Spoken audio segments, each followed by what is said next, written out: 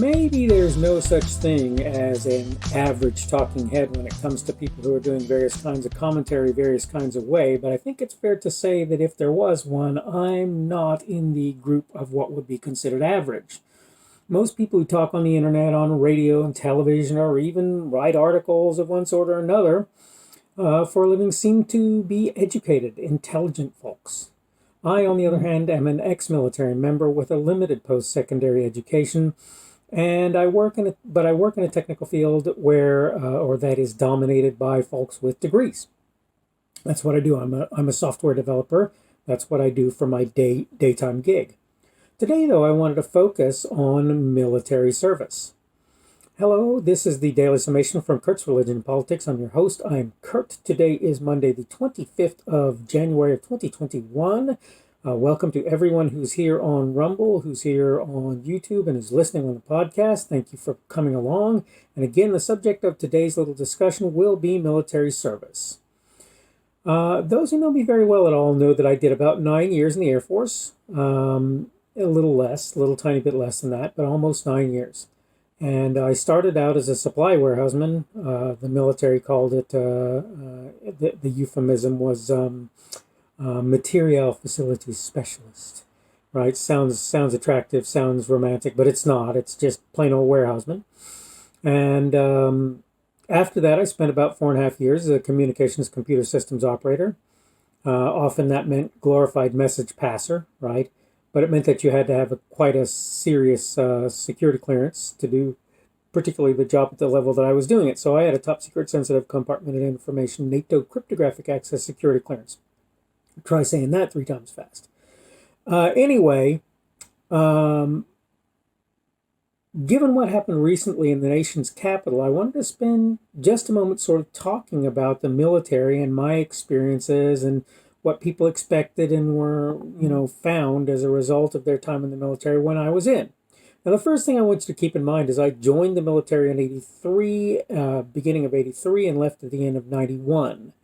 Okay, that's the first thing I want you to know. So that means it was quite a while ago, and I'm quite sure things may have changed pretty substantially since then. I can't say with certainty, but some things I'm sure stayed relatively the same, and a lot of things changed, I'm quite sure.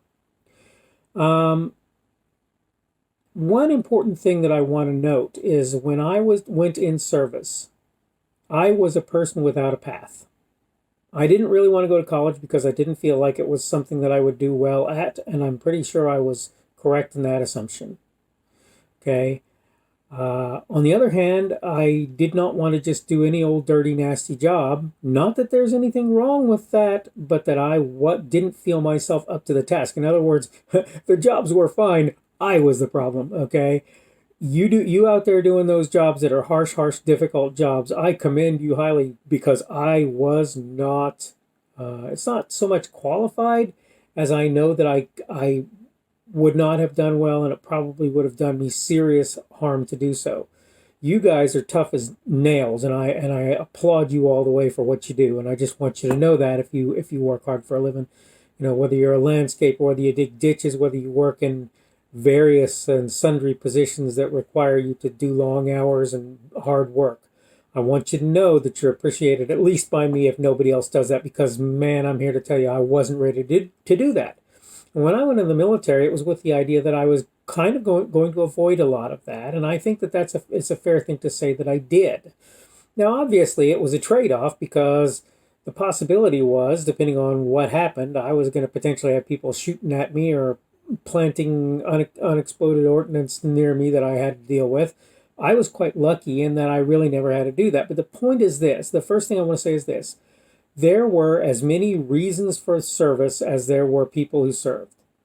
And people had various levels of patriotism based on their service, right? So some people were extremely patriotic and others were not. When I started in service, I wasn't particularly patriotic. As I went on, I began to realize that there were expectations on me that made it so that I had people counting on me to do various things. Now, looking back, I have a slightly different attitude and perspective on that than I did at the time. Nonetheless, I believe that what I was doing as a military member if you're able to do that, was a valuable service, and I'm certainly not talking down any member of the military for doing that at this point in time. It can be an easy job, it can be a hard thing. That's another thing that I want to put out there. Almost everybody goes into the military, with almost rose-colored glasses, unless they were military before or knew people who were military and knew how that all worked out. Most of them go in thinking everything's going to be fine and wonderful, and I'm not going to be expected to do anything too out of the ordinary. Now, here's the thing that a lot of people don't understand. If I'd have just stayed at the first station I found myself at, I probably could have done 15, 20 years there, never moved, and it would have been a workaday job. In fact, I used to use the expression in the Air Force, it's not an experience, it's just another job. And that was even after going to Korea. I sort of felt the same thing was true. For me personally. There are lots of people for whom that is not the case. They go into the military and you can be assured it's an adventure, and there's a lot of hardship, there's a lot of suffering, there's a lot of difficulty that are experienced by a lot of folks, particularly if they happen to be Army or Marine, if they happen to be SEALs, if they're forward air controllers. Various people deal with a whole lot of tough stuff. The hardest thing that I dealt with was going to the Republic of Korea. And the hardest of that was probably going the second time. It's hard to say. There were difficulties both times that I went. Neither time was I in particularly difficult circumstances. That having been said, I was expected to deal with circumstances that I would never have expected to deal with. Now, let's be clear again. I was a wimp. I didn't have hardly any hard thing happen to me. Any hard things happened to me in my time in the military. That's a reality. I didn't have hardly anything hard happen to me in my time in the Republic of Korea. Okay, much less the rest of the time that I was in the military, in the Air Force. In 9 years, I really had very few difficult times in my military service. But let me tell you something. I'm gonna kind of approach this from two angles. One, as a military member, being asked to take your breaks in a parking garage is a yawner. I'm sorry, it's a yawner as a military member. That's not a big thing. However, here's the second prong. As a former member of the military, knowing that these folks are putting their lives on the line on a daily and ongoing basis for the people for whom they're working, you must be entirely aware that it burns my bunions for somebody to have done that to those folks in the Capitol recently. These people have enough on their plate. They are, many of them separated from their families, at least their non-atomic families. Some of them are separated from even their close family, their wives and husbands and children, right? Various places. The last thing on earth that they need is somebody treating them badly who has no reason to do it. I don't really care who it was. I'm not trying to lay or assess blame. I'm just saying that's not something you do to a military member. They already have enough tough stuff going on. You're not responsible to make their lives tougher unless you happen to be the ones for whom they're working, who are trying to toughen them up and make them ready, or who put them in situations of difficulty because it's necessary.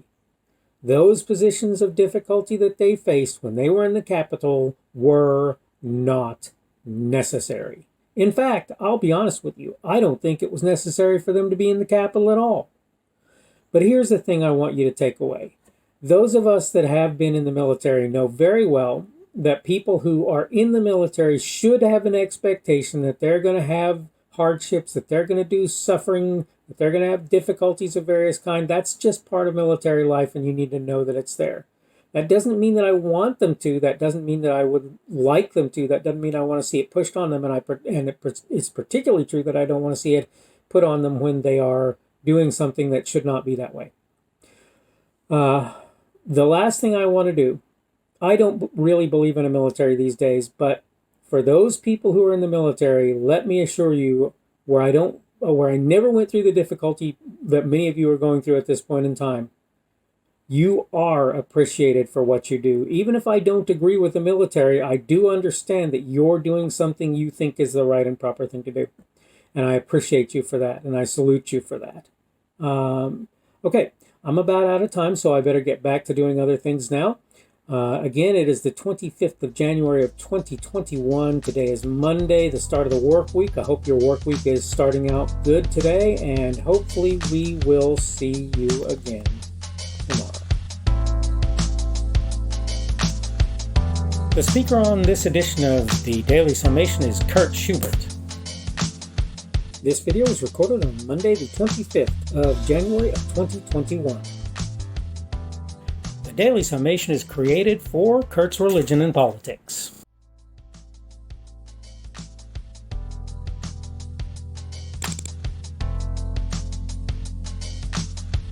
Thanks for watching this edition of the Daily Summation from Kurt's Religion and Politics. I hope you found it entertaining or instructional, or maybe both. If you want to see more from me, you can go to blogs.kpschubert.com. That's blogs.kpschubert.com. I am on Twitter, Parler, and Minds.com. My handle on each of those is @kpschubert. That's @kpschubert. I have a Rumble and a YouTube channel. They are the Kurt's Religion and Politics channels on Rumble and YouTube. I have a Facebook page. The Facebook page is Kurt's Religion and Politics as well. I am on Patreon. If you want to support me, that's one of the better places you can do that. And you will find me at Kurt's Religion and Politics on Patreon. I have a podcast. The podcast is podcasts with an S, .kpschubert.com. That's podcasts.kpschubert.com. I think you should be able to find me with relative ease on Apple Podcasts, Google Podcasts, and Spotify as well. The best way I find to do that is to look for Kurt's Religion and Politics. You can try to use the Daily Summation. I find that it doesn't work as well as a general rule, but you can always try that. I'm glad to have you aboard today, and hopefully we will see you again tomorrow.